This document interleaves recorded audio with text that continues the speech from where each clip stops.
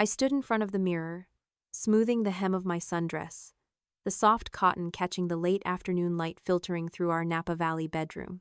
The dress was new, chosen carefully to match the unspoken elegance of the Harrison family's annual BBQ. I wanted to belong today. I needed to. My name is Emily. I'm 32, and for 6 years I've been married to Daniel Harrison. Yet, every time I step into his world, I feel like a guest who's overstayed her welcome. Today, at their sprawling vineyard estate, I hoped foolishly, perhaps, that things might finally shift. That I might stop feeling like a stranger in my own marriage. The Harrisons are Napa Valley royalty, their name etched on wine labels that grace tables from San Francisco to New York.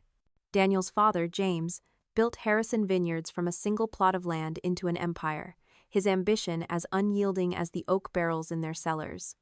His mother, Margaret, is the perfect hostess. Her smile as polished as the crystal she serves her Pinot Noir in.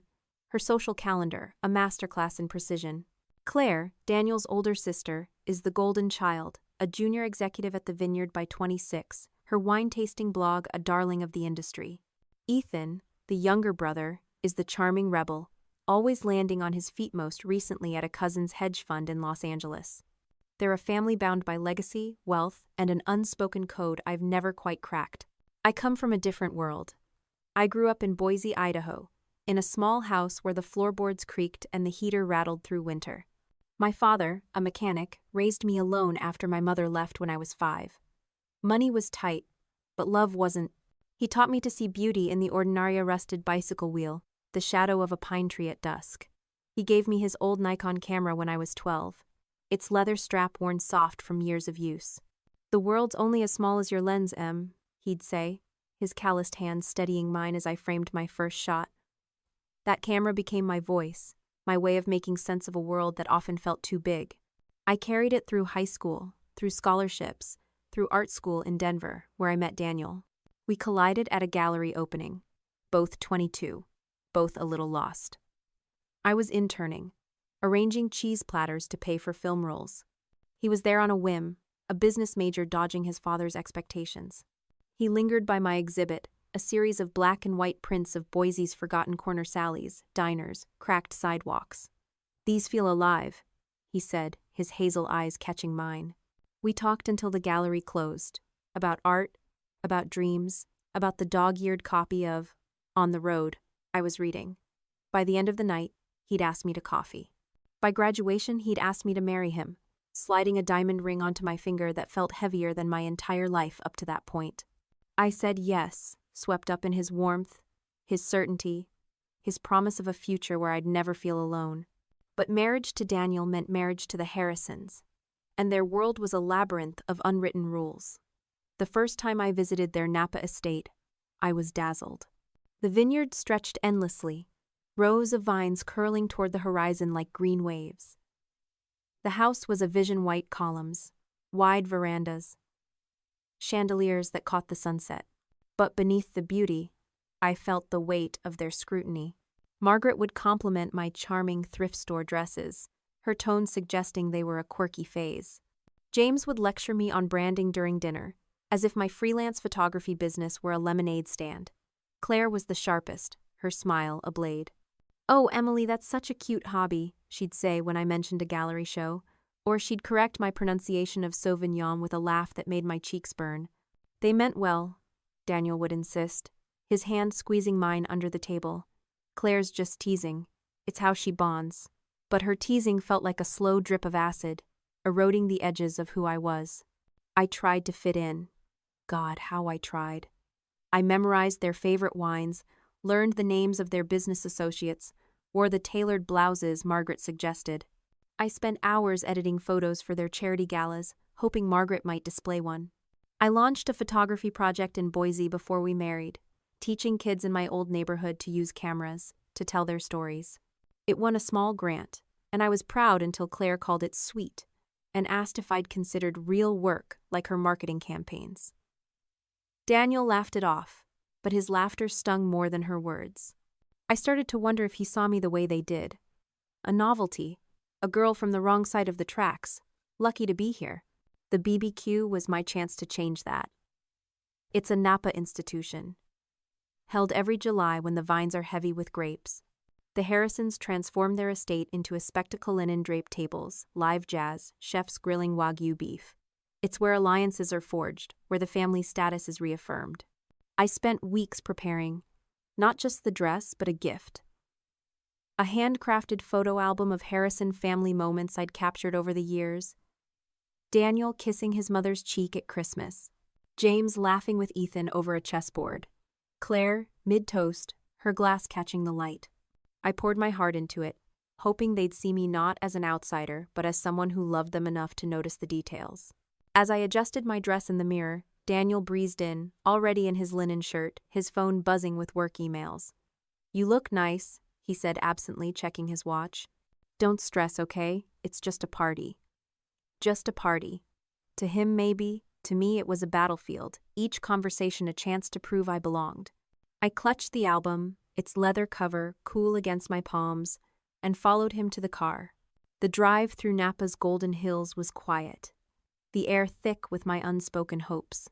I thought of my father, gone 3 years now, his voice steady in my memory. "You don't need their permission to shine, Em." I wanted to believe him, but the closer we got to the vineyard, the smaller I felt. We pulled into the estate, the gravel crunching under the tires. The lawn was alive with guest winemakers, investors, local politicians.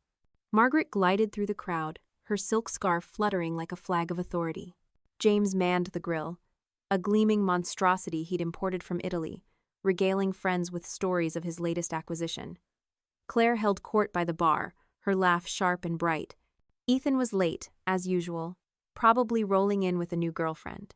Daniel kissed my cheek and vanished into a huddle of business associates, leaving me with the album and a glass of Chardonnay I didn't want. I scanned the crowd for a friendly face, but all I saw were strangers in designer sunglasses, their smiles as curated as the vineyard itself. I made my way to the kitchen, where Margaret was directing caterers with military precision. "Emily, dear," she said, barely glancing up. "You didn't need to bring anything. The staff has it handled." I hesitated, then offered the album. "It's just something I made. For the family." She took it, flipping through a few pages with a polite smile. "How thoughtful. We'll find a spot for it later." She handed it to a caterer, who tucked it behind a stack of napkins. My heart sank, but I forced a smile. Later never came with the Harrisons. As I stepped back onto the lawn, Claire spotted me. "Emily, that dress is so bold," she said, her eyes flicking over me like a barcode scanner. "Come, join us." She linked arms with Daniel, pulling him into a story about a celebrity she'd met at a tasting. I trailed behind, the album's rejection burning in my chest. The jazz band played on, but the music felt distant, drowned out by the chatter of a world I didn't belong to. I clung to a fragile hope. Maybe today, at this BBQ, I'd find my place. Maybe they'd see me. But deep down, a quiet voice, one that sounded a lot like my father's, whispered that I was chasing a mirage. And soon, that voice would be proven right, in a way I never expected. The Napa Valley sun hung low, casting golden streaks across the Harrison estate, where the annual BBQ was in full swing. The vineyard sprawled around us, its rows of vines shimmering like a promise of permanence. Linen-draped tables groaned under platters of grilled Wagyu, heirloom salads, and bottles of the family's award-winning Cabernet. A jazz trio played softly, their notes weaving through the laughter of Napa's elite winemakers, investors, and old money families, who moved with the ease of people born to belong. I, Emily, 32, stood on the fringes, my sundress feeling tighter with every passing minute. For 6 years, I'd been Daniel's wife, a Harrison by marriage, but today, like always, I was an outsider. I clutched a glass of lemonade, its chill grounding me as I scanned the crowd, hoping to find a place to fit in. I didn't know it yet, but this day, this moment, would shatter everything and set me free. The BBQ was the Harrisons' crown jewel, a ritual that showcased their wealth and cemented their status. Margaret, Daniel's mother, glided through the guests, her silk scarf catching the breeze as she introduced senators to sommeliers. James, his father, held court by his gleaming Italian grill, demonstrating its features like a general unveiling a new weapon. Claire, Daniel's sister, sparkled at the center of a circle of admirers, her wine-tasting blog the talk of the valley. Ethan, the younger brother, had just arrived, fashionably late, with a model on his arm who looked as curated as the event itself. Daniel was somewhere in the mix, laughing with business associates, his linen shirt crisp against the fading light. I'd lost him the moment we arrived, left to navigate this glittering maze alone. I'd come prepared, though. For weeks, I'd poured my heart into a gift. A hand-crafted photo album of Harrison family moments, each image captured with my father's old Nikon. Daniel's smile at a gala, Margaret's rare unguarded laugh, Claire mid-toast under string lights. It was my offering, a plea to be seen as more than the working-class girl from Boise who'd stumbled into their world. But when I'd given it to Margaret in the kitchen, she dismissed it with a polite smile, handing it off to a caterer who buried it behind a stack of napkins. The rejection stung, but I swallowed it, like I'd swallowed every slight for years.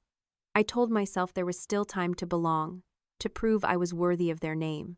I wandered the lawn, my lemonade sweating in my hand, searching for a conversation to join. I tried chatting with one of James's cousins about a recent documentary, but Margaret whisked him away to meet a key investor. I offered to help arrange the dessert table, but a caterer waved me off, saying they had a system. I stood alone, watching Lily, Ethan's new wife, be embraced as our Lily, despite only 2 years in the family. Margaret paraded her around, boasting about her interior design firm, while Claire included her in stories of family vacations she hadn't attended. The contrast was stark. Lily was welcomed. I was invisible. My father's voice echoed in my mind. You don't need their permission to shine, Em. But here, in this sea of privilege, my light felt dim. Lunch was called, and Daniel reappeared, his hand brushing my arm. Having fun? He asked, not waiting for an answer before guiding me to the main table on the veranda. We filled our plates with grilled peaches and rosemary-crusted lamb, settling among the family's inner circle. I sat between Claire's empty chair. She was still mingling, and James's uncle, who was half-deaf and more interested in his wine. Daniel sat across from me, already deep in conversation with his father about a new vineyard acquisition in Tuscany.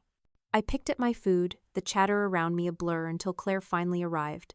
Her plate a work of art, each item arranged with Instagram-worthy precision. She launched into a story about spotting a celebrity at a Sonoma tasting, her voice commanding the table.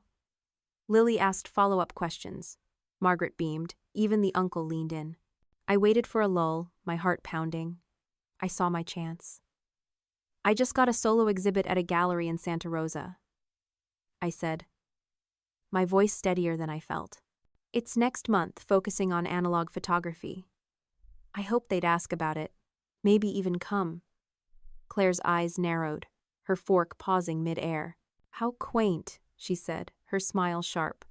Is that the place with those kitschy frames? I drove by it last week. The table tittered. I pressed on. Actually, it's a historic space. I'm using my dad's Nikon to... If you disappeared tomorrow, no one would even notice. Claire cut in, her voice dripping with mock exasperation. I mean, really, Emily. This is so... dull. The table erupted in laughter. Margaret hid a smile behind her napkin. James guffawed, slapping the table. The uncle chuckled. Though, he likely hadn't heard. Worst of all, Daniel laughed, his eyes crinkling as he reached for his wine. The sound hit me like a wave, cold and suffocating. I was both hyper-visible and utterly unseen, my words reduced to a punchline in their perfect world. My face burned, my hands turned to ice. 6 years of slights, Margaret's quaint comments, Claire's corrections. Daniel's dismissals crystallized in that moment. I saw it clearly. I'd never belong here. I didn't cry. I didn't run. I didn't give them the satisfaction of a scene they'd later dissect as proof of my fragility. Instead, I raised my lemonade glass, the liquid catching the sun like a tiny flame. I locked eyes with Claire, her smirk faltering for a split second. Let's see about that, I said, my voice clear, deliberate. A hush fell over the table, the laughter dying like a snuffed candle. Daniel glanced between us, sensing a shift but not grasping its weight. Margaret cleared her throat, chirping, "Who's ready for James's smoked brisket?" The moment passed, the conversation pivoting as if nothing had happened. But everything had. For the rest of the afternoon, I was a ghost, observing their world from the outside. I watched Margaret orchestrate introductions, Claire charm a tech mogul, Daniel blend seamlessly with his father's allies. I noted every exclusion, how my offer to help with dessert was ignored, how my attempt to join a conversation about art was drowned out by Claire's louder voice. I catalogued the ease with which they moved, their privilege a second skin I'd never wear. And I listened to that quiet voice inside me, the one that sounded like my father, now roaring, "You deserve better." By the time we gathered our things to leave, my decision was made. Claire's joke wasn't just a jab. It was a mirror, reflecting a truth I'd ignored too long. I couldn't stay in a place where I was unseen. In the car, Daniel scrolled through his phone, oblivious to the storm inside me. "Great day, right?" he said, reading an email about his Tuscany trip. I stared out the window, the vineyard fading into dusk. "Claire's joke," I said, testing the waters. "Did you think that was funny?" He sighed, unbuckling his seatbelt as we pulled into our driveway. "Come on, Em. It's just Claire being Claire. You know how she gets at these things." "You laughed," I said, my voice flat. "It was a joke," he replied, stepping out of the car, ending the conversation. That night, as he slept, I lay awake, the weight of 6 years pressing against my chest. Claire's words echoed. No one would even notice. But I would. I'd notice the absence of myself, the Emily who'd once framed the world with courage. By dawn, I knew what I had to do. I'd disappear not to prove Claire right, but to prove her wrong. To find a place where my presence mattered, starting with me. The Napa Valley night was heavy with the scent of jasmine and grilled cedar, the echoes of the Harrison BBQ fading into a distant hum. Inside our quiet house, Daniel slept soundly, his breathing steady, unaware that the world we'd built together was about to crack open. I, Emily, 32, sat in the glow of my laptop, my heart racing as I mapped out a future I hadn't dared imagine until tonight. Claire's words at the BBQ, "If you disappeared tomorrow, no one would even notice," had sliced through 6 years of silent compromises, exposing a truth I could no longer ignore. I wasn't just invisible to the Harrisons, I was fading from myself. But I wouldn't vanish on their terms. I'd disappear to reclaim who I was, starting with a one-way drive to Austin, Texas, where my cousin Mia waited. This was my rebellion. My first step toward a life where I mattered. The BBQ had been a reckoning. I'd raised my lemonade glass, met Claire's smirk with a defiant, "Let's see about that," and felt something shift inside me. The laughter, Margaret's titter, James's guffaw, Daniel's careless chuckle had crystallized every slight I'd endured as Daniel's wife. The handcrafted photo album I'd poured my heart into, dismissed by Margaret. The subtle jabs about my Boise roots, my quaint photography, my thrift store dresses, Daniel's assurances that it was just Claire being Claire, as if my hurt was an overreaction. For years, I'd molded myself to fit their world, dimming the light my father had nurtured in me. But Claire's joke wasn't just cruel. It was a challenge I'd accepted not to prove her right, but to prove I could choose myself. I slipped out of bed at 2 a.m., my bare feet cold against the hardwood. In my home office, a small room cluttered with film canisters and my father's old Nikon, I opened my laptop and began. First, finances. I logged into our joint accounts, my hands trembling as I transferred exactly half of our savings to my personal account, $12,374.62, not a penny more. I paid my share of the monthly bills, electricity, internet, the car lease insuring. I left no debts behind. Fairness mattered, not because I owed them, but because I owed myself integrity. Next, I searched for apartments in Austin, where Mia had promised a fresh start. A studio in East Austin caught my eye. $900 a month, month to month, with a view of pecan trees. I bookmarked it, my pulse quickening. I checked bus schedules, then car rental rates, then gas prices. Austin was 1,700 miles away, a journey I'd make alone. I needed help, someone I could trust. I dialed Sarah, my childhood friend from Boise, now living an hour away in Sacramento. Her voice was groggy but warm when she answered. Em? What's wrong? I took a breath, steadying myself. I'm leaving Daniel. Tonight. Can you help me pack? There was a pause, then resolve. I'm on my way. Give me 90 minutes.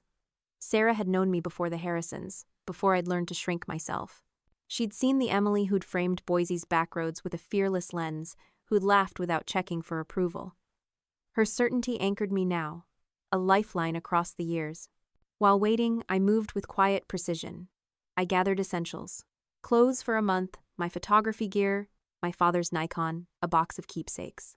A faded Polaroid of my dad and me at a county fair, his arm around my shoulders. A journal I'd kept in college, filled with dreams I'd forgotten. I left behind the designer dresses Margaret had approved, the wine glasses we'd received as wedding gifts. They belonged to a life that wasn't mine anymore. At 4 a.m., Sarah arrived, her pickup truck rattling into the driveway. She brought coffee, packing tape, and a fierce hug. You're doing this, she said, her eyes bright with pride. You're really doing this. We worked in whispers, wrapping fragile items, sorting what could fit in my hatchback. Anything that doesn't fit, I'll store at my place, Sarah offered, taping a box of old prints. I nodded, grateful, my throat tight. By 6 a.m., the car was packed, a distilled version of my life in the trunk. I sat at the kitchen counter, pen in hand, and wrote to Daniel.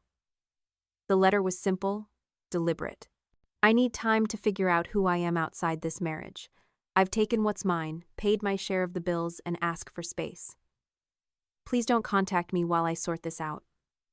I didn't mention Austin. I didn't owe him my destination. Next to the letter, I placed my wedding band, its diamond glinting coldly in the dawn light. Then, a final act. I wrote Claire's words on a note card. If you disappeared tomorrow, no one would even notice, and dated it. The 14th of July, 2025, Napa Valley. It wasn't petty. It was a marker, a reminder of why I was leaving. I tucked a Polaroid of our wedding day under the note card. Daniel's smile so full of promise then. I'd loved that man, but not the one who'd laughed at my erasure. Sarah hugged me fiercely in the driveway, her voice firm. Call me when you're safe. And Em? You're braver than you know. I slid into the driver's seat, my hands steady on the wheel. As I pulled away, the Napa Hills glowed pink, the vineyard's perfection shrinking in my rearview mirror. Fear clawed at me. What if I fail? What if I'm alone forever? But with each mile, a new feeling bloomed. Freedom. I turned on a playlist of my father's favorite folk songs, Woody Guthrie's voice filling the car. This land is your land, he sang, and I felt it. A reclaiming of my own territory, my own story. I drove through the morning, stopping at a roadside diner in Reno, Nevada, for coffee and a moment to breathe. In a worn notebook, I jotted my first thoughts of freedom. I'm scared, but I'm alive. I'm choosing me.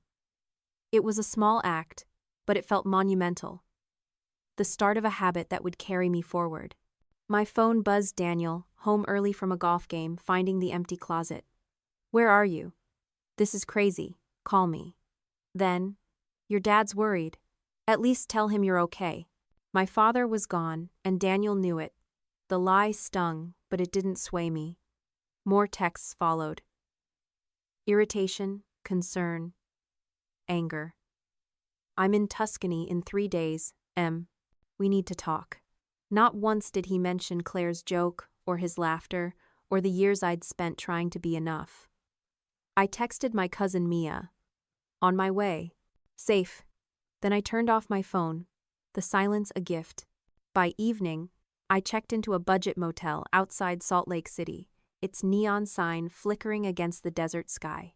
The room was plain-stiff sheets, a humming mini fridge, but it was mine, paid for with my own card, untainted by Harrison money. I called Sarah and Mia, their voices steadying me. Under the motel's thin blanket, I curled up, exhaustion pulling me under.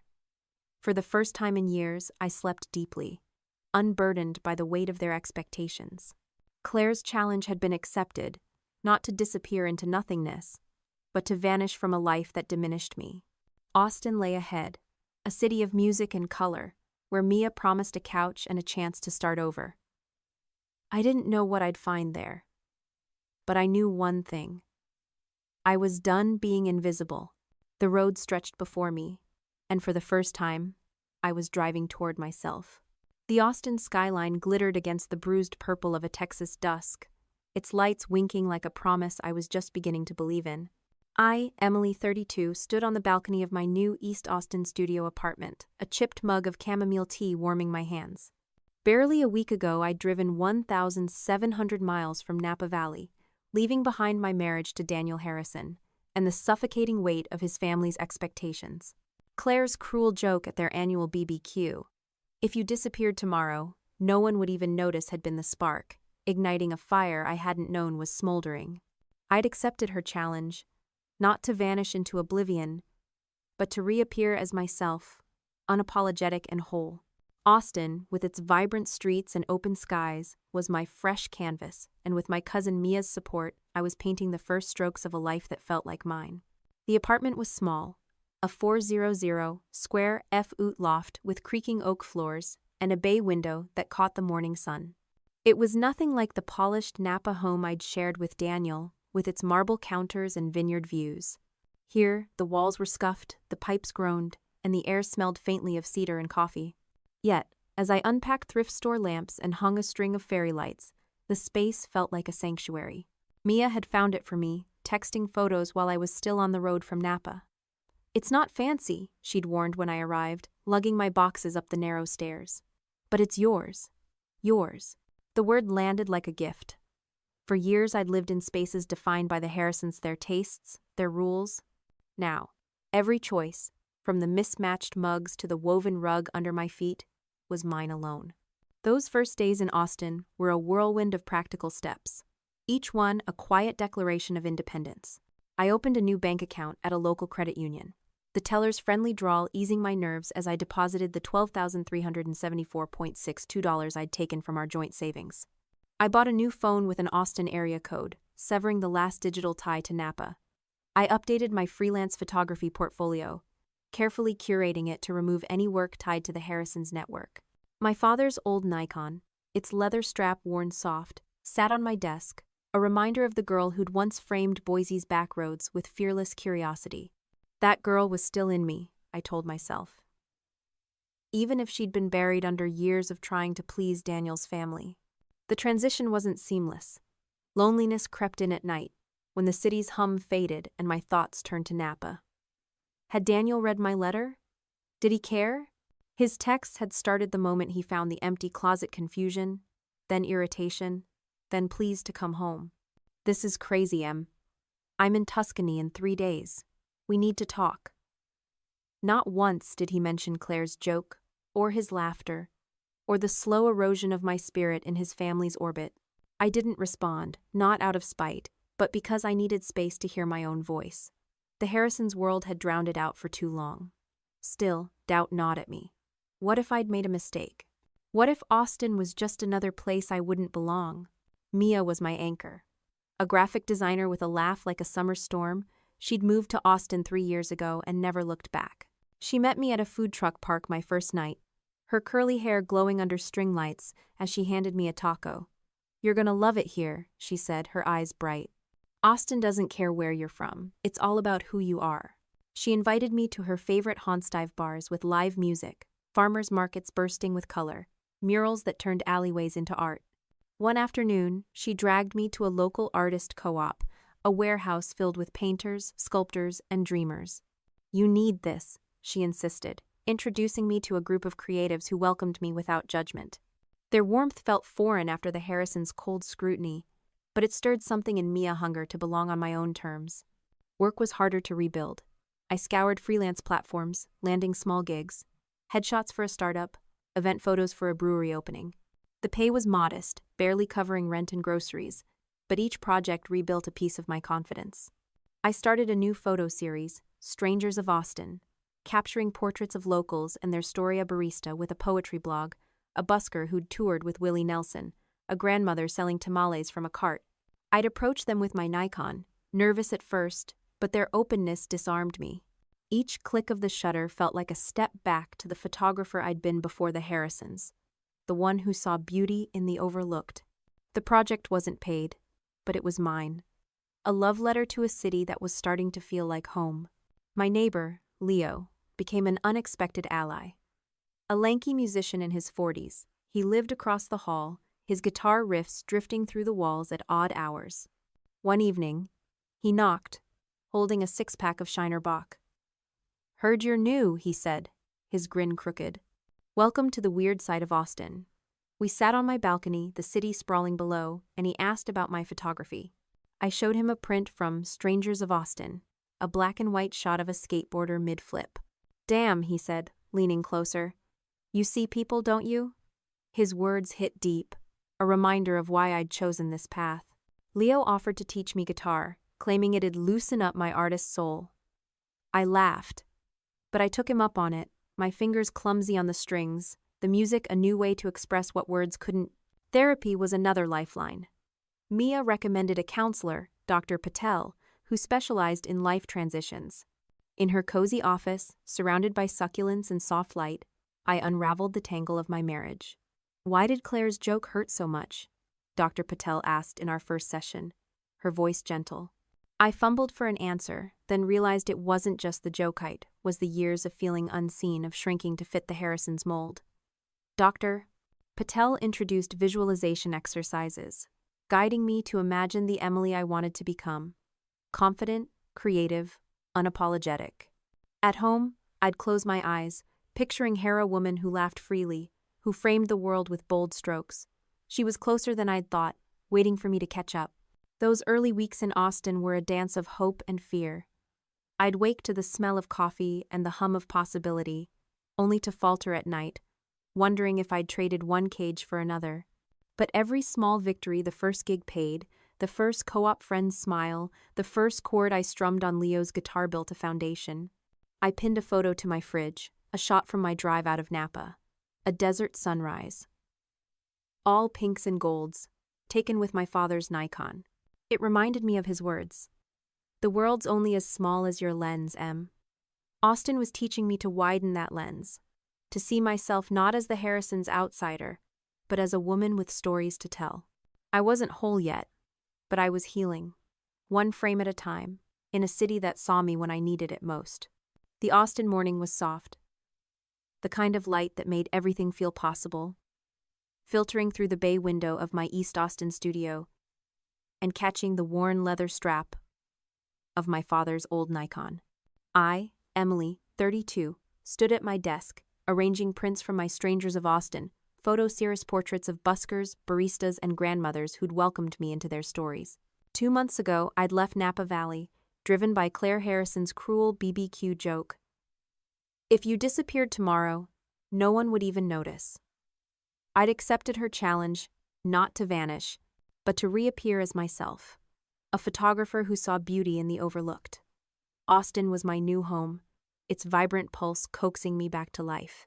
Now, through a mentorship with Rosa, a local gallery owner, and the embrace of a creative community, I was rediscovering my lens, not just the one in my camera, but the one through which I saw myself. I'd been in Austin 6 weeks when I met Rosa. My cousin Mia had pushed me to join a local artist co-op, a warehouse buzzing with painters, potters, and dreamers. I'd displayed a few Strangers of Austin prints at their monthly exhibit, nervous but hopeful. Rosa, a 50-something gallery owner with silver-streaked hair and eyes that miss nothing, approached me as I adjusted a frame. "These aren't just photos," she said, studying a black and white shot of a skateboarder mid-flip. "They're conversations. Who are you?" Her directness startled me, but I introduced myself, stumbling through my story Boise roots. Napa escape, a photographer trying to start over. She listened, then handed me her card. "Come to my gallery tomorrow. We need to talk." The next day, I walked into Rosa's gallery, a sunlit space in South Austin filled with bold abstracts and delicate sculptures. She sat me down with a mug of coffee and cut to the chase. "Your work's good, Emily, but it's safe.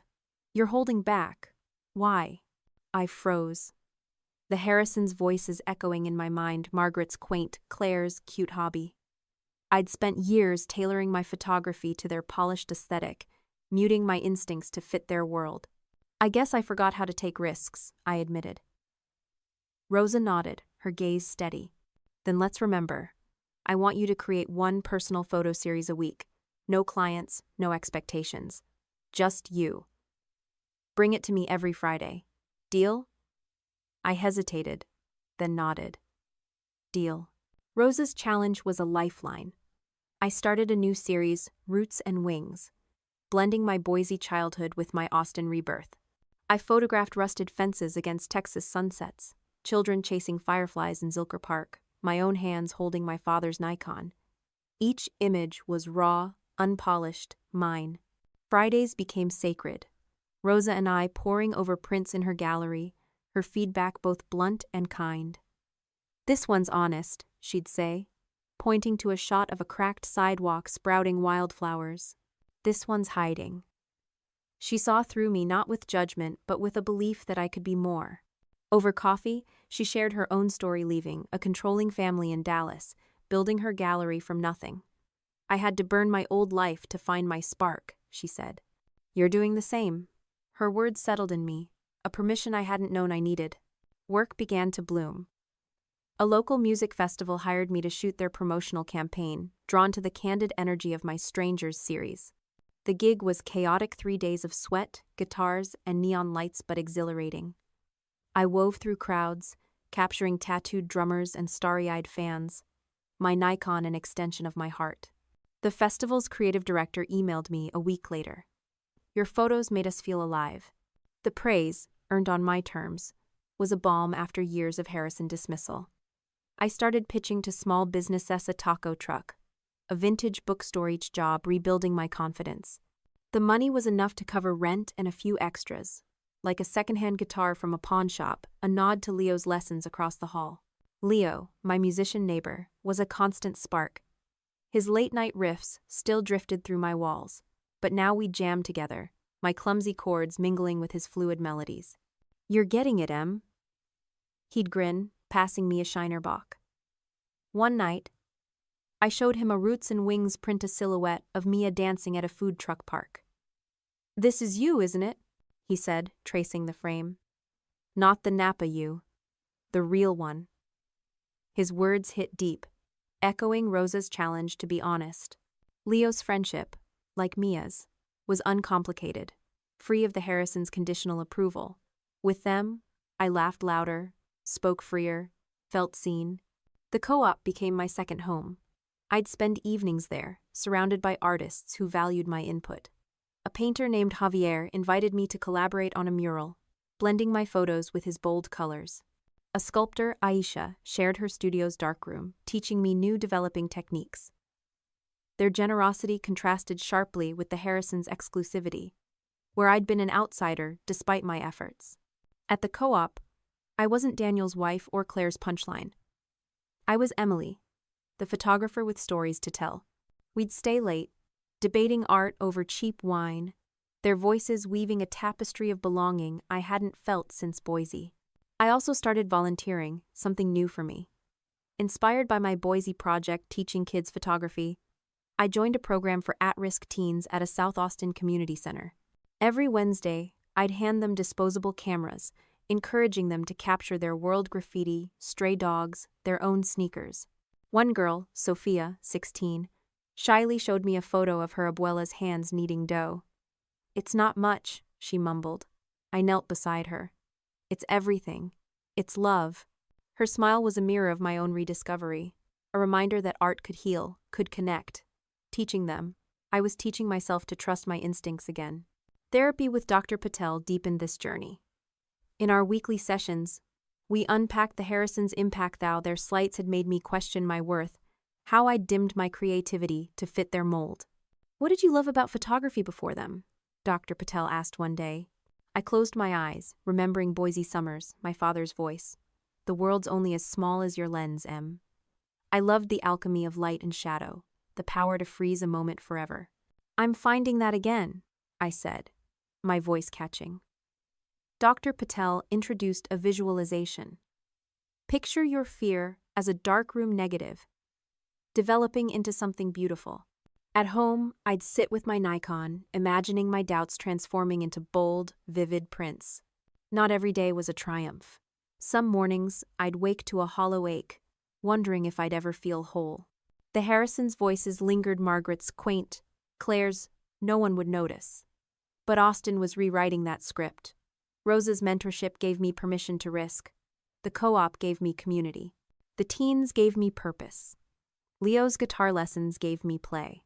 One evening, I pinned a new Roots and Wings print to my Walla, Texas oak, its branches reaching skyward, roots deep in the earth. It was me, I realized, grounded yet soaring. Claire's joke had pushed me to disappear from a life that diminished me. But here, in Austin's warm embrace, I was rediscovering my lens. I was no longer invisible to Rosa, not to my new friends, not to myself. And that, I knew, was only the beginning. The Austin autumn was gentle, a soft breeze carrying the scent of cedar and barbecue through the open window of my East Austin studio. I, Emily, 32, sat cross-legged on my woven rug, pinning a new photo to my gratitude Walla Polaroid of my cousin Mia, laughing at a food truck park, her joy captured by my father's old Nikon. 3 months had passed since I'd left Napa Valley. Driven by Claire Harrison's cruel BBQ joke. If you disappeared tomorrow, no one would even notice. I'd taken her words as a challenge not to vanish, but to rebuild a life where I was seen by myself, by my new Austin community, by the lens of my camera. Yet, the Harrisons' shadow lingered, their attempts to reconnect pulling at the edges of my healing. With the support of my therapist, Dr. Patel, and the strength of my chosen family, Mia, Leo, Rosa, was learning to set boundaries, to protect the fragile new self I was becoming. The gratitude wall was a recent ritual, born from a therapy session with Dr. Patel. "What anchors you here?" she'd asked, her voice a steady guide. I'd struggled to answer. The Harrisons' dismissals. Margaret's quaint, Claire's laughter still echoing. But then I thought of Mia's warmth, Leo's guitar riffs, Rosa's mentorship, the teens I taught photography. "They see me," I said, my voice catching. Dr. Patel suggested a visual reminder, a way to ground myself in this new life. So, I started pinning photos to my wall.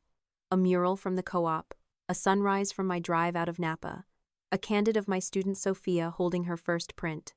Each image was a brick in the foundation I was building, a shield against the past that kept reaching for me. Daniel's messages had started the night I left, a barrage of texts that evolved with predictable rhythm. First, confusion. "Where are you, Em? This is crazy." Then irritation. "I'm in Tuscany in 3 days. We need to talk." By the time I'd settled in Austin, they'd turned to bargaining. "Whatever's wrong, we can fix it. Just come home." His words were earnest, but they never mentioned Claire's joke, or his laughter, or the years I'd spent shrinking to fit his family's world. I didn't respond. Not out of cruelty, but because every reply risked pulling me back into their orbit. Silence was my boundary, a choice to prioritize my healing over their demands. Dr. Patel called it self-preservation. "You're not obligated to explain yourself," she said. "Your energy belongs to you now." The Harrisons didn't stop with Daniel. Claire posted on social media, her Instagram stories laced with veiled jabs. Some people run from family instead of facing it, with a heart emoji and a vineyard sunset. The comments filled with likes from their Napa circle, each one a pinprick. Margaret took a different tack, calling my father's old number now disconnected before reaching my aunt in Boise. "We're so worried about Emily," she said, her voice dripping with concern. But my aunt, wise to their games, gave nothing away. "She's fine," she told me later. "They're fishing." The realization stung. Margaret's worry wasn't about me, but about control, about keeping their perfect narrative intact. I felt a flicker of anger, but also relief. Their actions were theirs, not mine. A surprise came in the form of a letter from Lily, Ethan's wife. It arrived in a plain envelope, forwarded through Sarah in Sacramento to keep my Austin address private. "Emily," she wrote, I don't know where you are, but I hope you're okay. I saw what happened at the barbecue. I've felt out of place with the Harrisons, too. If you ever want to talk, I'm here." Her words were tentative, genuine, a crack in the Harrison facade. Lily, with her quiet grace, had been welcomed as our Lily at the BBQ, but her letter hinted at a cost I hadn't seen. I didn't reply not yet, but I kept the letter, tucking it into my journal. It was a reminder that even in their world, I hadn't been entirely alone. Therapy was where I untangled these threads. In Dr. Patel's office, surrounded by succulents and warm light, I faced the weight of Claire's joke. It wasn't just a joke, was it? "Doctor?" Patel asked, her pen poised. I shook my head, tears welling. It was everything. Every time they called my work cute, every time Daniel brushed off my hurt, it was them saying I didn't matter. She leaned forward. "And yet you left. Why?" The question unlocked a truth I'd buried. Because I knew I did matter. Somewhere, to someone. To me. We explored the first slights, Margaret's polite smiles, Claire's corrections, Daniel's silence. "They built a story where you were invisible," Dr. Patel said. "You're rewriting it now." That session, I visualized my past as a darkroom negative, its shadows developing into something vibrant. I left her office lighter, determined to keep writing my story. A mindfulness retreat deepened this resolve. Mia had spotted a flyer at a coffee shop. A weekend retreat in the Texas Hill Country, focused on letting go. "You need this," she said, her eyes serious. I hesitated. $200 was a stretch, but signed up, craving clarity. The retreat was simple. A rustic lodge, guided meditations, and long walks under live oaks. On the second day, we wrote letters to our past selves, then burned them in a fire pit. I wrote to the Emily who'd stayed silent at the barbecue, who'd tried to fit into Margaret's world. "You were enough," I wrote, tears blurring the ink. "You always were." As the paper curled into ash, I felt a release, not of anger, but of the need for their approval. The Harrisons' shadow was still there, but it was smaller, less suffocating. Back in Austin, I leaned into my community. Rosa, my gallery mentor, pushed me to refine my Roots and Wings series, her feedback sharpening my vision. Leo taught me a new guitar chord, laughing when I fumbled, his presence a steady warmth. My co-op friends invited me to a late-night art jam, where we painted a collective canvas, my photos inspiring their brushstrokes. The teens I taught photography showed me their latest shots, Sophia's images of her neighborhood glowing with pride. Each connection was a thread, weaving a safety net I'd never had in Napa. They didn't erase the Harrisons' reach, but they made it bearable. One evening, I stood before my gratitude wall, now crowded with photos. Mia's laugh, Leo's guitar, a teen's first print. I added a new One Hill Country oak from the retreat, its branches a map of resilience. Daniel's latest text sat unread on my phone. "I miss you. Can we talk?" I didn't open it. Not yet. Maybe not ever. Claire's joke had been a catalyst, not the cause, Dr. Patel had said. The cause was years of being unseen, of believing I had to earn my place. Austin was teaching me otherwise. I was enough not because of their validation, but because I chose to be. The Harrisons could keep their shadow. I was stepping into the light, one grateful moment at a time, building a life where my presence was undeniable. The Austin sky burned orange. A July sunset painting my East Austin studio in hues of fire and possibility. I, Emily, 32, stood before my gratitude wall, now a mosaic of Polaroids and prints that told the story of my new life.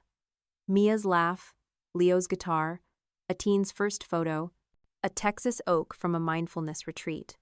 1 year ago, at the Harrisons' Napa Valley BBQ, Claire's cruel joke, "If you disappeared tomorrow, no one would even notice," had shattered my fragile place in their world.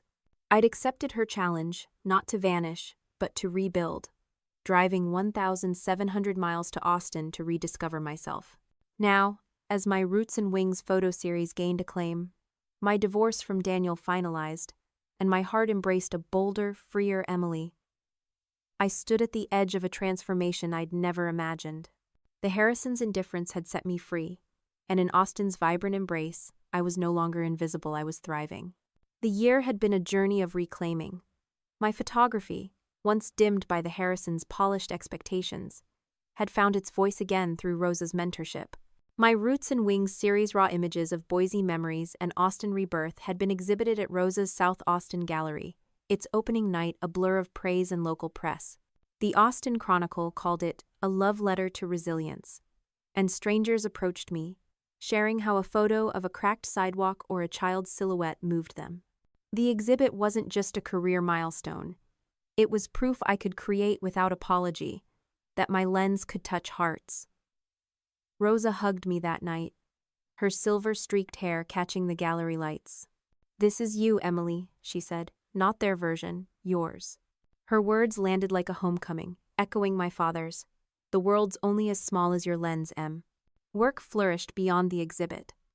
The music festival campaign I'd shot led to more Contracts album covers for local bands, branding for a craft brewery. Each project was a step toward financial stability, my earnings now covering rent, therapy, and small joys like a vintage record player from a flea market. I started a blog, Through My Lens, sharing stories behind my photos and reflections on starting over. What began as a personal journal grew, readers commenting from as far as Seattle and Miami. "Your story gives me hope," one wrote, "a woman leaving a toxic job." Another, "I'm scared to start over, but you make it seem possible." Their words mirrored my own fears and victories, connecting me to a community beyond Austin's borders. The blog wasn't lucrative, but it was a beacon, proof my voice mattered. The divorce finalized in June, a quiet end to a marriage that had once defined me. Daniel, through our lawyers, agreed to a fair split, no alimony, equal division of assets, my father's Nikon and my Boise keepsakes undisputedly mine. His only personal note came with the signed papers. "I wish you well, Em." No fight, no pleas, just acceptance. I'd expected pain, but felt only relief. The Emily who'd said yes to Daniel's proposal, dazzled by his Napa charm, was gone. In her place was a woman who'd chosen herself, who'd left a wedding band and Claire's cruel words on a Napa kitchen counter. I celebrated with Mia at a dive bar, her tequila toast simple. "To you, Em, to freedom." We danced to a jukebox blaring Stevie Ray Vaughan, my laughter louder, truer than it had ever been with the Harrisons. Personal changes marked the year, too. I traded the tailored blouses. Margaret approved for thrift store finds flowy dresses, denim jackets, boots scuffed from Austin's streets. I cut my hair into a chin-length bob, the mirror reflecting a woman unburdened by Napa's expectations. I joined a hiking group. Their Sunday treks through Barton Creek, a new ritual. One trip took us to Big Bend National Park, a 5-hour drive to a desert of jagged peaks and endless skies. I hiked with my Nikon, capturing cacti glowing in dawn light. Their resilience a mirror of my own. The photos became a new series, Desert Bloom. Each frame a testament to thriving in harsh places. Standing atop a ridge, the wind whipping my hair, I felt my father's presence. "You're shining, Em," he'd have said. I was. A new companion joined me. Scout, a scruffy terrier mix I adopted from a local shelter. His soulful eyes and boundless energy filled my studio with life. Mornings began with Scout tugging me to the park, his leash a tether to the present. One evening, he curled up beside me as I wrote a blog post about Big Bend, his warmth grounding me. Scout was more than a pet. He was a symbol of my capacity to care, to build a life not defined by loss. Leo, my musician neighbor, laughed when Scout chewed his shoelaces during a guitar lesson. "He's got your spirit," he teased, strumming a chord. Those lessons, now weekly, were another joy, my fingers finding rhythm on the strings, music a new language for my healing heart. Therapy with Dr. Patel remained a cornerstone. Our sessions shifted from unpacking Napa's wounds to exploring who I was becoming. "You've rewritten their story of you," she said one day, her smile warm. "What's the next chapter?" I thought of the Harrisons, their indifference a stark truth. My absence had barely rippled their world. Claire's social media still dripped with jabs. Margaret's calls to my aunt had stopped. Daniel's texts had slowed. Yet, their silence was a gift. It freed me to define my worth, not by their approval, but by my own measure me. Art, my community, my courage. Dr. Patel suggested a visualization. Picture your future self, unburdened by their shadow. I saw a woman leading workshops, publishing a photo book, loving without fear. She was close, her outline sharpening with each choice I made. The co-op, Rosa, Mia, Leo, and my teen students wove a safety net around me. At the community center, Sophia's latest photo mural glowing under streetlights showed a boldness I celebrated. "You're an artist," I told her, my voice fierce. She grinned, and I saw myself, reclaiming my own spark. Rosa invited me to co-curate a gallery show. Trusting my eye, Mia and I hosted a taco night, the studio filled with co-op friends, scout weaving through their legs. These moments, small yet profound, were my triumph. Claire's joke had predicted my erasure, but I disappeared only from their world, reappearing in one where I was seen, valued, whole. As the 1-year anniversary of the BBQ approached, I sat on my balcony, Scout at my feet, a Big Bend print in my hands. The desert's vastness reminded me of my own expanse, no longer confined by Napa's narrow lens. The Harrisons were a chapter, not my story's end. I was writing a new one, with every photo, every blog post, every step on Austin's vibrant streets. I pinned the print to my gratitude wall, its edges curling beside Mia's laugh, Sophia's mural, Leo's guitar. Transformation wasn't a destination. It was this choosing myself, day after day, in a city that held me close. I was no longer the woman who'd raised a lemonade glass in defiance. I was the woman who'd answered her own challenge, and in doing so, found a life where I'd never disappear again. The San Francisco skyline sparkled through the floor-to-ceiling windows of the historic theater, its restored grandeur transformed for the annual marketing gala. I, Emily, 32, stood in the lobby, a name badge pinned to my custom-designed dress, its deep sapphire fabric catching the light like a quiet declaration. 1 year ago, I'd fled Napa Valley, driven by Claire Harrison's cruel joke at their family barbecue. If you disappeared tomorrow, no one would even notice. I'd accepted her challenge, not to vanish, but to rebuild in Austin, Texas, where my photography had found new life through Rosa's mentorship, my Roots and Wings series, and a community that saw me. Now, an unexpected twist had brought me here. A contract with Horizon Creative to design a campaign for a winery owned by Harrison Vineyards, the family I'd left behind. Tonight, as I prepared to present my work, I wasn't the unsure Napa wife, but a professional reclaiming her space. The Harrisons were here, their presence a shadow I'd face not with fear, but with the strength I'd earned. The offer from Horizon Creative had come 3 weeks ago, an email landing in my inbox like a test. Your Roots and Wings exhibit caught our eye. We're designing a campaign for Harrison Vineyards' new organic line. Interested? My first instinct was to decline. The Harrisons' Daniel, my ex-husband. Margaret, his polished mother. James, his commanding father. Claire, his sharp-tongued sister, had dismissed me for 6 years, their slights culminating in Claire's joke. But Austin had taught me to trust my worth. The project was substantial, with a budget double my usual gigs and a chance to showcase my black and white aesthetic nationally. After consulting Rosa and Dr. Patel, my therapist, I accepted. Face them on your terms, Rosa said, her eyes fierce. Dr. Patel added, You're not proving them wrong. You're proving yourself right. Their words carried me as I crafted a campaign-stark, elegant images of vines and barrels, each frame a nod to the winery's heritage without bowing to the Harrisons' ego.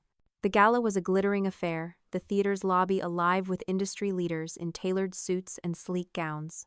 I arrived early, my dress a gift from Aisha, a co-op sculptor who'd woven subtle silver threads into the fabric, calling it armor for your soul. My chin-length bob, now streaked with caramel, framed a face I barely recognized. Calm, resolute, no trace of the anxious Emily who'd once trailed Daniel at Napa events. I sipped sparkling water, exchanging cards with a magazine editor and a tech CEO, my voice steady as I discussed visual branding.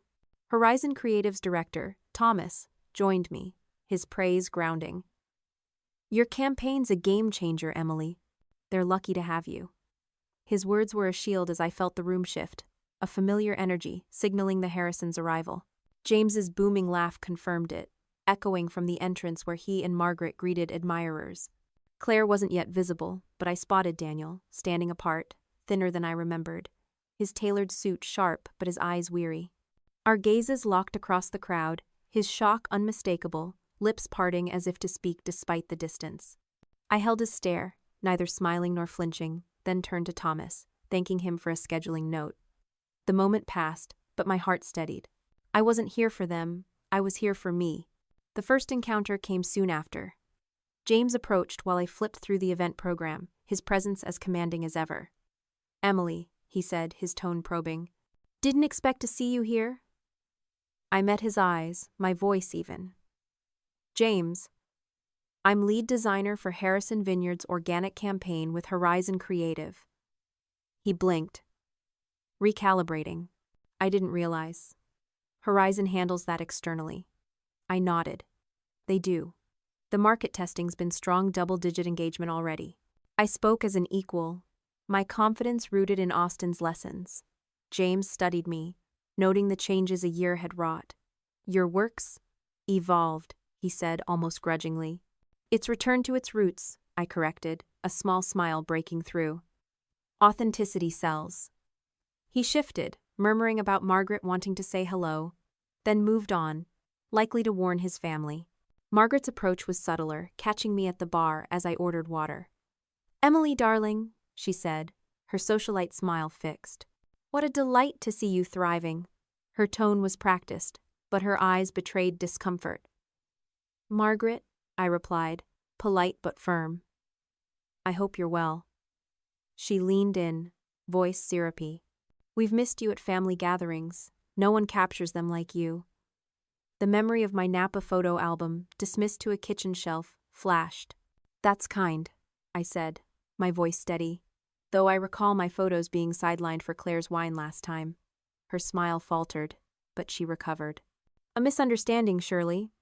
I nodded, letting silence speak. The crowd surged, and I excused myself, joining Thomas to prepare for the presentation. Claire's confrontation was inevitable. She stepped into my path as we neared the stage, her expression a mix of surprise and calculation. "Emily, no one said you were on this project," she said, her tone implying fault. "Claire?" I acknowledged, cool. "I'm with Horizon Creative. Thomas, this is Claire Harrison, James's daughter." Thomas shook her hand. "Pleasure. Emily's been exceptional." Claire's smile tightened. "You know her work?" "We're family," she said, then added, "or were." Thomas, sensing tension, excused us, his professionalism a buffer. Claire's probing gaze lingered, but I walked away, my focus on the stage. The presentation was a triumph. I spoke with clarity, unveiling black and white images that married the winery's heritage with modern elegance. The audience responded nods, murmurs, spontaneous applause. I felt the Harrisons watching. James nodding at metrics, maintaining her neutral mask. Claire whispering to a guest. Daniel's eyes fixed on me with quiet intensity. I didn't waver. Afterward, attendees swarmed me with questions, their business cards, a stack of new opportunities. A publisher approached, offering a book deal for my Strangers of Austin series, her enthusiasm a validation I savored. This was mine, earned through my lens, not their name. Daniel approached last, alone, hands in his pockets. "You look well," he said, his voice soft. "Thank you," I replied neutral.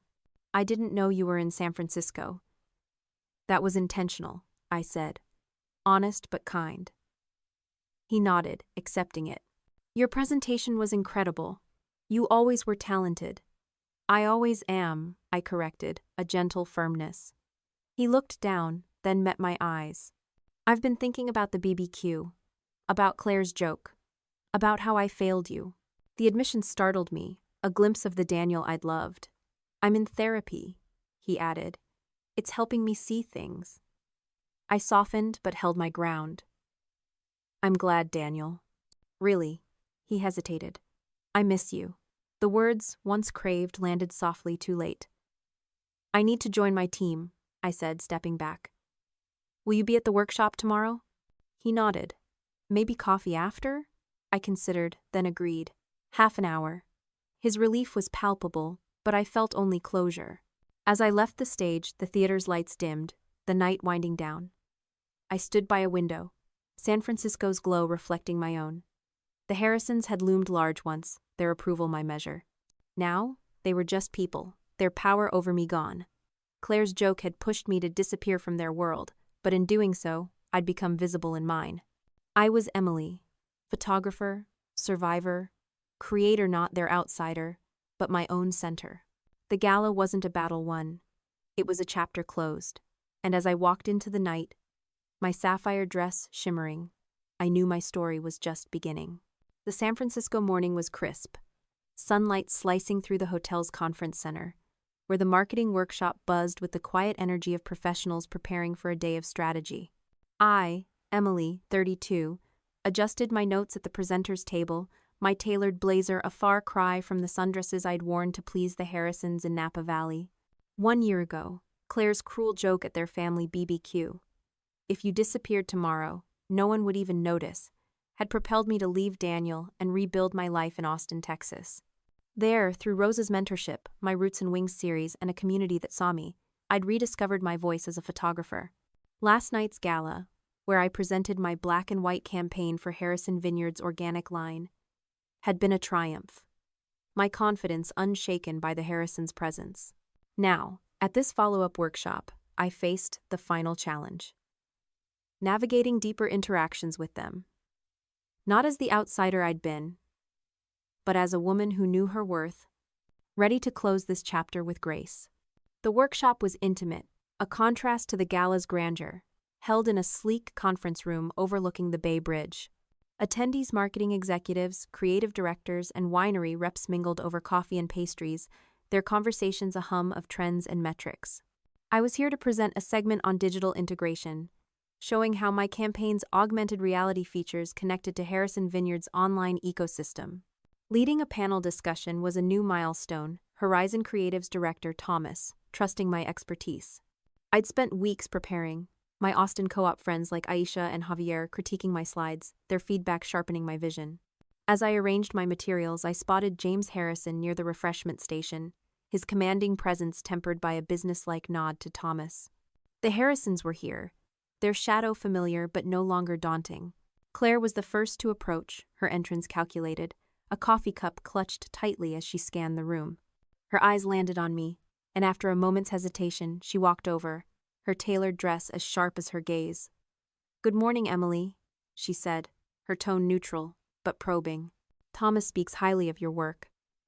I met her eyes, my voice steady. "He's a great director. The Horizon team's been exceptional." She shifted, testing the waters. "I didn't know you'd settled in San Francisco." "I haven't," I corrected, calm. "I'm based in Austin. Last night's presentation was strong, wasn't it?" The redirect was deliberate, keeping the focus professional. Claire's lips twitched, almost a smile. "It was. Father's considering bringing the Harrison account in-house after this. He's impressed." The subtext was clear. My work could be absorbed, my name erased. I didn't flinch. "That's his call," I said evenly. "But Horizon's contracts protect creative attribution. Thomas is meticulous about that." Her expression tightened, but the facilitator called for seats, and we parted. Her challenge unmet, my boundaries firm. The morning sessions unfolded market analysis, consumer demographics me focus sharp. My panel, just before lunch, was a highlight.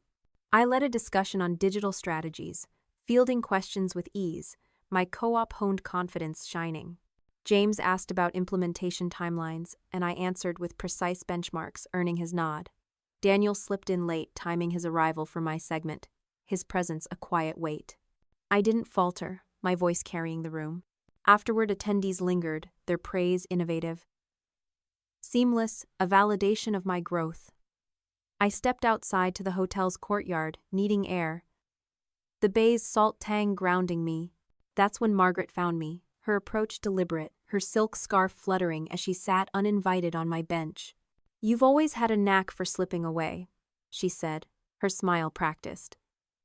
I turned to her, unflinching. I prefer to call it knowing when I need space. She studied me, her composure wavering. You've changed, Emily. I've reclaimed myself. I corrected, my voice soft but firm. The person I was before I tried fitting into your world. Margaret sighed, a rare crack in her polish. Families like ours are complex. There are expectations, traditions. I know, I said. I spent 6 years trying to meet them. It cost me myself. Her eyes flickered, a hint of regret. Perhaps we could have been warmer, but leaving without a word was dramatic, don't you think? I held her gaze. I left Daniel a letter, handled all obligations, and chose my well-being. That's not drama. That's clarity. She bristled. Daniel was heartbroken. He was inconvenienced, I said gently. There's a difference.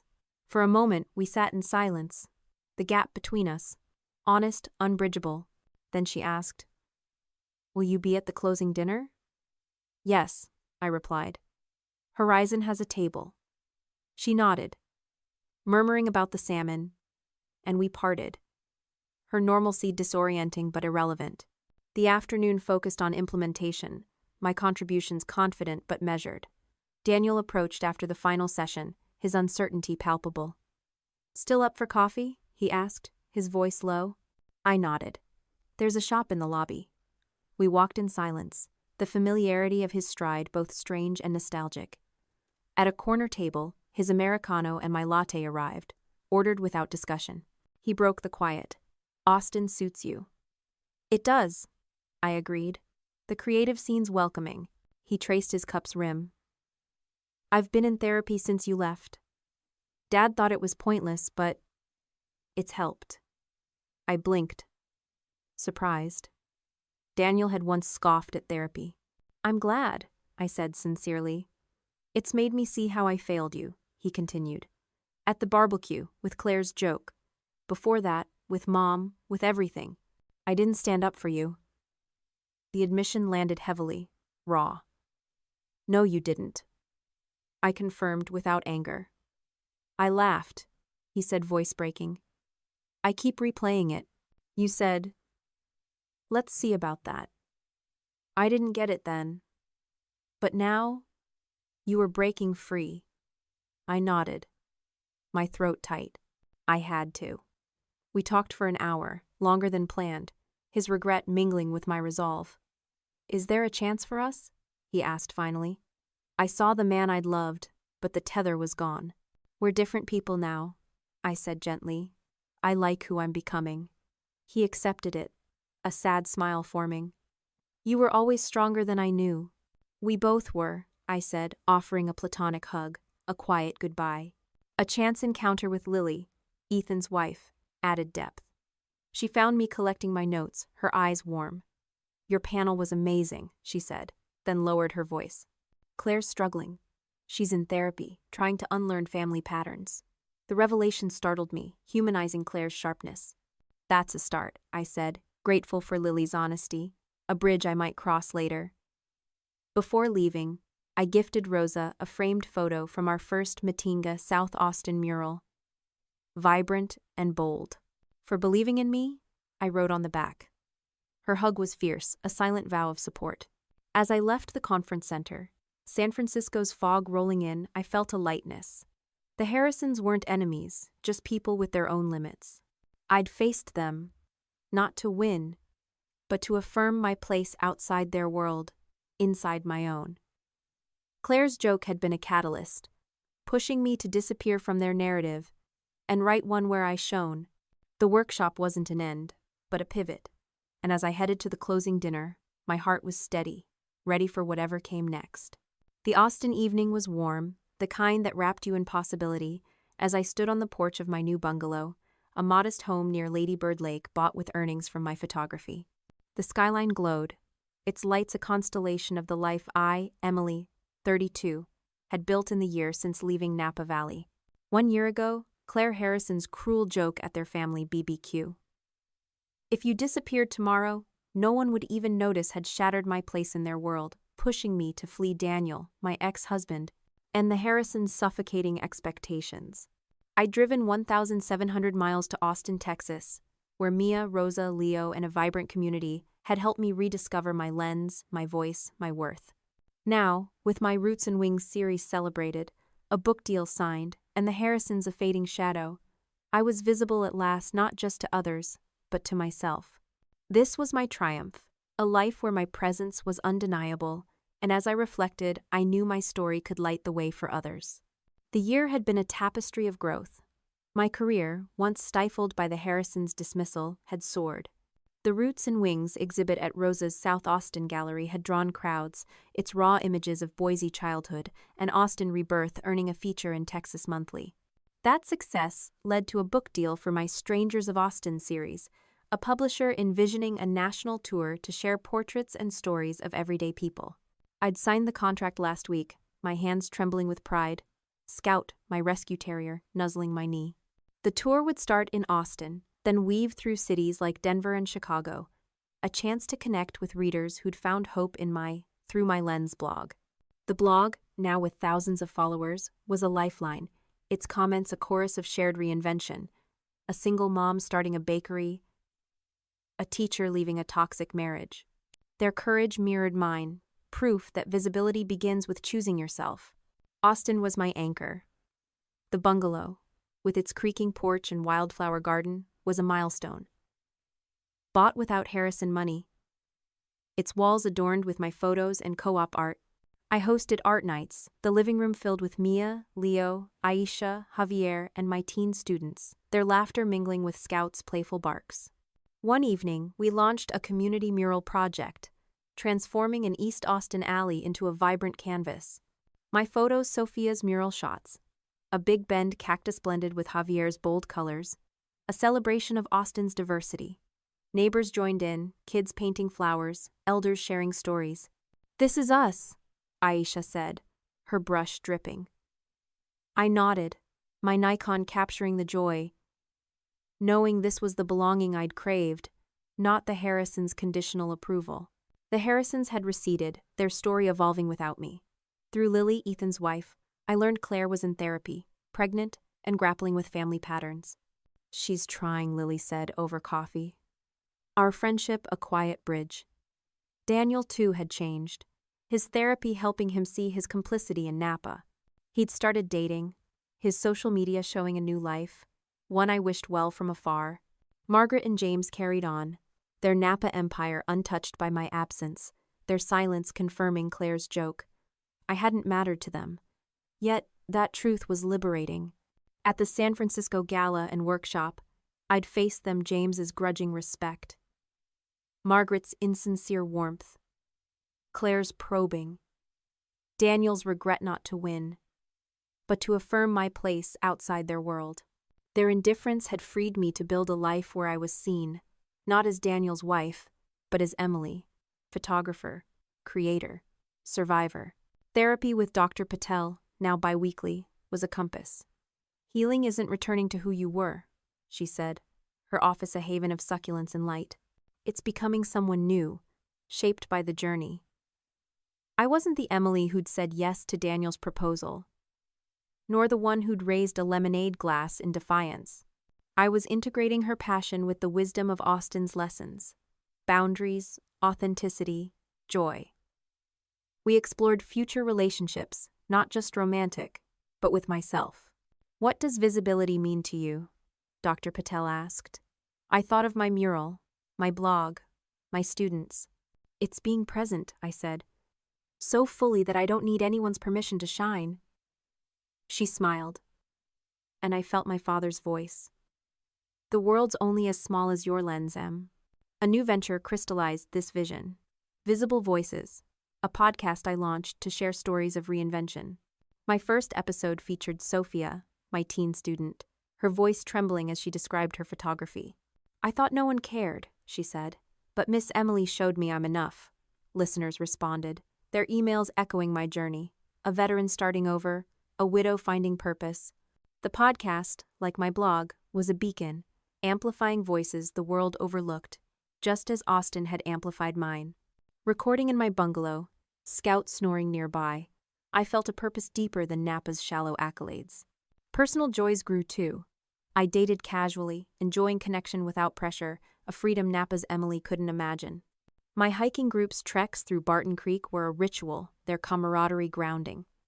Big Bend's desert, where I'd shot Desert Bloom, lingered in me, its vastness a reminder of my own expanse. I gardened, my wildflowers thriving despite Texas heat, a metaphor for my resilience. Leo's guitar lessons continued, my chords now forming songs, music a new lens for my heart. These small acts planting, strumming, hiking, were threads in a life woven by choice, not obligation. One evening, I sat at my desk, Scout at my feet, and wrote a letter to my father, gone 5 years now. "Dad," I began, "you taught me to see beauty, to frame the world with courage. I lost that for a while, but I found it again. Thank you for my lens, for loving me enough to let me shine." Tears fell, but they were cleansing, a release of the girl who'd tried to be enough for the Harrisons. I tucked the letter into my journal. Beside Lily's note and a Big Ben print, a quiet vow to keep shining. Claire's joke, meant to erase me, had been a gift. By disappearing from their world, I'd become visible in mine through my art, my community, my heart. The Harrisons were a chapter, not my story's end. Austin had given me roots and wings, a place to grow and soar. As I stepped onto my porch, the lake reflecting the city's glow, I felt a truth settle. The opposite of disappearing isn't being noticed. It's being so present in your own life that external validation fades. I was visible at last, not because others saw me, but because I saw myself. To anyone reading this, I ask, have you ever felt unseen, pushed to prove your worth? What moment sparked your change? Share your story, not for applause, but to claim your space. My journey began with a cruel joke, but it led to a life where I'm enough. Yours can too. Keep choosing yourself, because your worth isn't in blind eyes, it's in the lens you turn on your own heart. Thank you for witnessing mine. The Austin night was alive with the hum of cicadas and the soft glow of my bungalow's porch light, casting shadows across the wildflower garden I'd planted with my own hands. I, Emily, 32, stood at the threshold of a life I'd built from the ashes of a past that once defined me. 1 year ago, in the golden haze of a Napa Valley summer, Claire Harrison's cruel joke at her family's annual BBQ. If you disappeared tomorrow, no one would even notice had shattered the fragile illusion of my place in their world. For 6 years, as Daniel's wife, I'd molded myself to fit the Harrisons' polished expectations, dimming the spark my father had nurtured in Boise's quiet corners. Margaret's polite dismissals, James's patronizing lectures, Claire's sharp jabs, and Daniel's complicit silence had chipped away at the photographer who saw beauty in rusted fences and cracked sidewalks. That night, raising a lemonade glass with a defiant, "Let's see about that," I chose to disappear not into oblivion, but into a journey of rediscovery that led me 1,700 miles to Austin, Texas, where I became visible at last. The decision to leave was both terrifying and exhilarating. In the pre-dawn silence of our Napa home, I packed my father's old Nikon, a box of keepsakes, and the courage to reclaim myself. With Sarah's help, I transferred half our savings, paid my bills, and left a letter for Daniel, my wedding band beside Claire's words scrawled on a note card. Driving through desert sunrises, Woody Guthrie's folk songs, my soundtrack, I felt the weight of Napa lift, replaced by a fragile hope. Austin welcomed me with Mia's warmth, a creaking studio loft, and a city that didn't demand I prove my worth. There, I rebuilt step by step, frame by frame. I opened a new bank account, bought a phone with an Austin number, and curated a portfolio free of Harrison influence. Small gigs headshots, brewery events rebuilt my confidence, while my Strangers of Austin series captured the city's soul, each portrait a mirror of my own awakening. Rosa, my gallery mentor, was a catalyst, challenging me to create Roots and Wings, a series blending Boise memories with Austin's vibrancy. Her blunt feedback, "This is honest. This is hiding," pushed me to risk, to create without apology. The co-op became my haven, Aisha and Javier's artistry weaving with mine, their laughter a balm after Napa's cold exclusivity. Teaching teens like Sophia at a community center, I saw my father's lessons reflected in their shy pride, each photo a step toward their own visibility. Leo's guitar lessons, Mia's taco nights, and Scout, my rescue terrier, filled my days with joy, grounding me in a present untainted by past rejections. Therapy with Dr. Patel unraveled the Harrison's wounds, her visualizations transforming my fears into bold prints, teaching me that healing wasn't returning to my old self, but evolving into someone new. The Harrison's shadow lingered Daniel's pleading texts, Claire's social media jabs, Margaret's probing calls, but I held firm, my silence a boundary. A mindfulness retreat in the Texas Hill Country, where I burned a letter to my Napa self, released their hold. By the year's end, my Roots and Wings exhibit drew crowds. My blog, Through My Lens, inspired thousands. And my divorce finalized with quiet fairness. A San Francisco gala and workshop brought me face to face with the Harrisons, their world now small against my growth. James's grudging respect, Margaret's insincere warmth, Claire's probing, and Daniel's regret met a woman who'd outgrown their measure. I presented a black and white campaign for their winery, my confidence unshaken, and left with a book deal for Strangers of Austin. Proof my lens had power. Now, in my bungalow, I host art nights, lead a community mural project, and record Visible Voices, a podcast amplifying stories like Sophia's. Each episode a testament to resilience. Claire's therapy, Daniel's new life, and Lily's friendship hint at their own shifts, but they're no longer my story. I hike Barton Creek, strum Leo's guitar, and tend my garden. Each act a choice to be present. A letter to my late father, thanking him for my lens, rests in my journal. A vow to keep shining.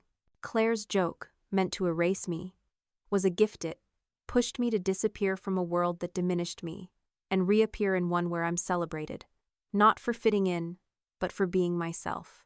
The lesson from my journey is this: your worth is not defined by those who cannot see you, but by the courage to claim your own visibility. Claire's words were a mirror, reflecting a life where I was unseen, but they offered a choice to stay small or to seek a context where my light could shine. I chose the latter, and in Austin's embrace, I found that true belonging begins with belonging to yourself. Visibility isn't about others' applause, it's about being so fully present in your own story that external validation becomes irrelevant. My pain, Napa's rejections, the divorce, solitude, was a crucible, forging a woman who creates, loves, and lives without apology. For you, living in today's world, this lesson is a call to action. We all face moments where we feel invisible, overlooked at work, undervalued in relationships, or silenced by doubt. Ask yourself, where am I shrinking to fit? Who's defining my worth? Start small, like I did. Write a journal entry about what makes you feel alive, as I did in a Reno diner. Take a photo, paint a canvas, or plant a seed in the act that says, I am here. Seek community, like my co-op, where your voice is heard. Set boundaries, as I did with silence, to protect your energy. If a job, a friendship, or a place dims your light, dare to leave, even if the road is uncertain. My 1,700-mile drive was a leap, but each step, new bank account, new gig, new chord, built a life where I'm enough. In 2025's noise, social media's pressure, economic strain, endless comparison, visibility is a radical act. Turn off your phone for an hour, walk in a park, and listen to your own heart, as I did in Big Bend. Volunteer, like I did with Sophia, to lift others and find purpose. Start a blog, a podcast, or a conversation to share your story, because someone needs it. My Visible Voices reminds me that every story matters, including yours. You don't need permission to shine, just the courage to see yourself clearly. My journey began with a cruel joke, but it led to a truth. The most powerful response to being unseen is creating a world where you're celebrated. Choose that world today, and let your light be undeniable.